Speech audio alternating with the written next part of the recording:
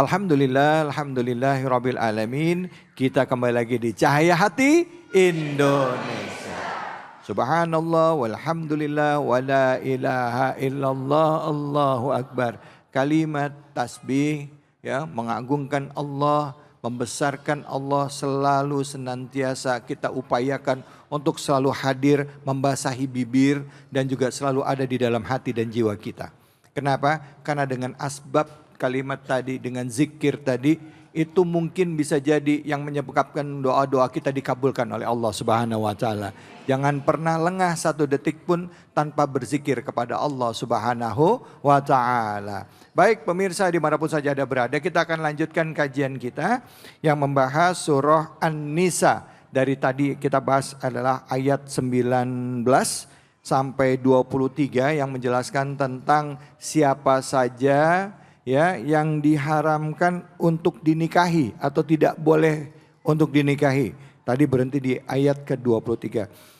Surat An-Nisa adalah surat keempat di dalam Al-Quran dan kita akan lanjutkan lagi di juz kelimanya yaitu ayat ke-24 ya, yang insya Allah akan disampaikan oleh guru kita Al-Mukarram Kiai Haji Jumaruddin. Silakan Kiai, fadhol.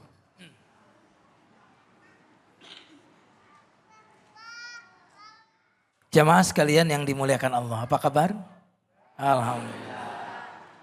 Tadi Habib Isa sudah mengemukakan di ayat sebelumnya, ayat 23, ayat 22, 23, tentang siapa saja yang diharamkan untuk dinikahi. Nah di ayat 24, ditambah lagi sedikit siapa saja yang tidak boleh dinikahi. Wal muhsanatu minan nisa'i illa ma malakat aymanukum. Dan juga diharamkan menikahi wanita yang sudah bersuami. Halo? Yang sudah apa? Bersuami. Berarti sudah punya orang. Jamaah sekalian yang dimuliakan Allah.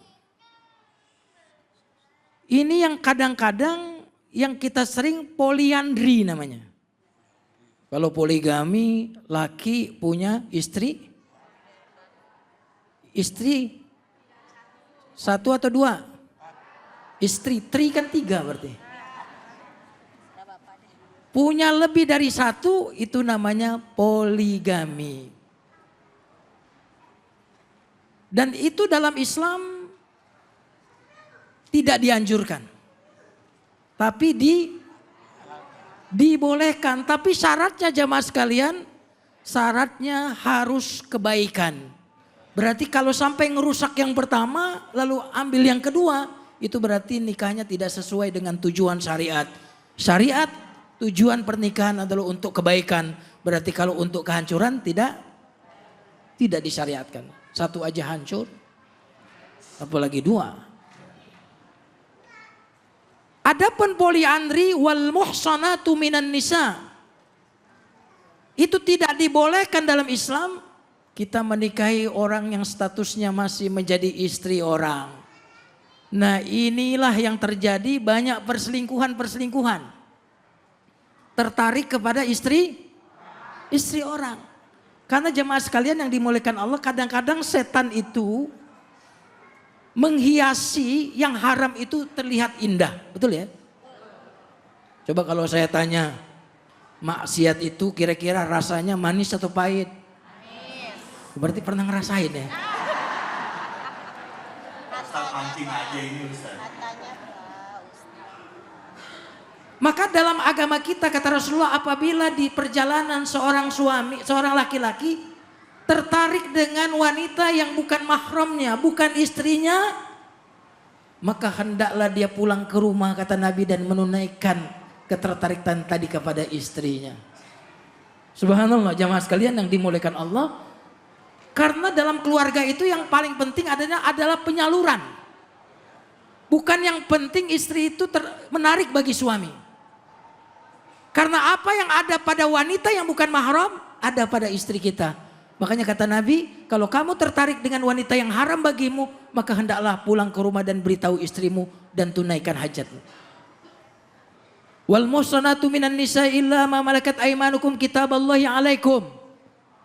Wa uhilla lakum ma wara'a zalikum an tabtaghu bi amwalikum muhsinina ghaira musafihin. Selain yang disebutkan di ayat 21, 22, 23 dan di ayat 24 awal, wa uhilla lakum berarti boleh wanita-wanita itu kau nikahi, gitu ya. Tapi kata Allah Subhanahu wa taala dalam ayat 24, kalau nikah antabtagu bi amwalikum, harus bayar mahal. Bayar apa? Ibu-ibu jemaah sekalian yang dimuliakan Allah. Jadi dalam Islam itu mahar itu begitu penting. Sampai-sampai ayat-ayat tadi menyebutkan tentang mahar. Boleh nggak maharnya mobil mewah? Boleh nggak? Boleh nggak Bu? Maharnya haji umroh boleh nggak? Kenapa ibu maunya seperangkat alat sholat? Seolah-olah ibu-ibu nggak pernah sholat. Iya. Saya heran. Tadi jawaban ibu-ibunya jujur, dikasihnya itu Ustaz. Dia nerima aja udah. Betul, kita tidak boleh memberatkan kalau calon suami itu miskin. Kalau calon suami miskin, maharnya minta mahar mobil tentu kemahalan. Ya. Tapi kalau calon suami gajinya 50 juta satu bulan, Amin kata ibu. kira-kira minta haji dan umroh kira-kira meratin atau enggak kalau gaji suaminya 50 juta? Jamaah sekalian yang dimuliakan Allah, mahar itu salah satu kehormatan bagi wanita. Maka boleh wanita untuk meminta mahar yang memang kelihatannya tinggi, tapi bagi calon suami itu tidak memberatkan. Nah itulah kira-kira pelajaran kita pada beberapa ayat dari surat An-Nisa ini. Barakallahu fikum. Baik, Masya Allah. Kiai, ini ngomongin mahar yang tinggi kadangkala ada juga ya yang menetapkan mahar tinggi sebagai satu ketetapan yang wajib, nggak bisa digeser juga Kiai. Ya misalnya ada di beberapa daerah ya gitu ya, misalnya oh anak saya ini akhirnya jadi nggak jadi nikah gara-gara itu, padahal anaknya mau. Boleh nggak sih orang tua seperti itu? Karena orang tua merasa anak saya ya memang harus maharnya tinggi sebagai wujud kamu menghargai anak saya. Ini logikanya nggak salah juga loh Kiai. Tapi nanti jawabnya Kiai. Saya beri kesempatan pada ibu-ibu bapak-bapak yang mau nanya, tapi nanti ya sabar ya. Kita kasih kesempatan di segmen berikutnya akan ada, tapi ada satu informasi bermanfaat nih yang mau kami bagi untuk bapak-bapak, ibu-ibu dan juga pemirsa. Ini dia. Assalamualaikum warahmatullahi wabarakatuh. Bapak Ibu siapa nih yang sering aktivitas di luar, entah itu kerja, ngantor, atau naik KRL. Kadang pulang-pulang badan udah capek, plus ada bau apek, gak enak banget deh kalau harus ketemu orang dalam keadaan begini. Apalagi kalau mau ibadah sholat, baju, mukena, dan sajadah yang kita bawa pasti jadi bau keringat dan apek, bikin kurang nyaman dan gak fokus. Makanya pastikan baju dan alat sholat tetap wangi, supaya kita lebih percaya diri dimanapun kita berada dan sholat jadi lebih khusyuk. Saya selalu pakai Key-Spray Kasturi Suci untuk alat sholat ataupun untuk menyetrika pakaian. Dan ibu-ibu harus tahu, Key-Spray Kasturi Suci wanginya seperti wangian yang ada di tanah suci. Wangi kasturi dalam beberapa hadis dijelaskan sebagai salah satu wangian yang digemari oleh baginda Nabi Muhammad Sallallahu Alaihi Wasallam. Sebagai seorang muslim, pakai wangian sangat dianjurkan. Dari Abu Hurairah radhiyallahu anhu bahwa Rasulullah Sallallahu Alaihi Wasallam bersabda, jika salah seorang di antara kalian ingin berwudu, maka hendaklah dia berwudu dengan baik. Setelah itu, jika dia hendak sholat, maka hendaknya dia memakai wewangian dan memakai pakaian yang baik. Hadis riwayat Muslim. Jadi wangi saat melakukan sholat itu juga termasuk sunnah. Key-Spray Kasturi Suci gak hanya sebagai pelicin, pewangi dan pelembut, tapi juga bisa jadi sebagai semprotan yang multi occasion.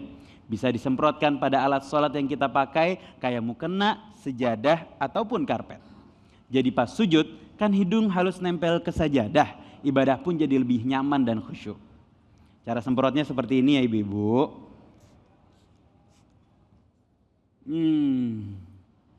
Wanginya lembut sekali, seperti keharuman di Raudhah dan di tanah suci.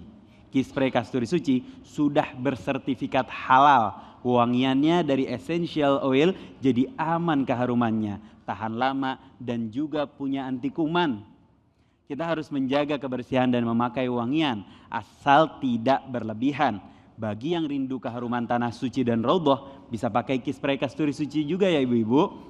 Sholat jadi nyaman, khusyuk. Kispray kasturi suci sekarang juga tersedia di supermarket dan minimarket terdekat.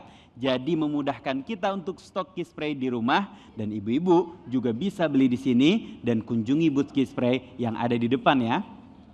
Mulai sekarang selalu jaga kebersihan dan kewangian alat sholat ibu-ibu ya. Dengan Kispray kasturi suci, wangi mewah, penuh berkah. Kispray kasturi suci, wangi mewah, penuh berkah.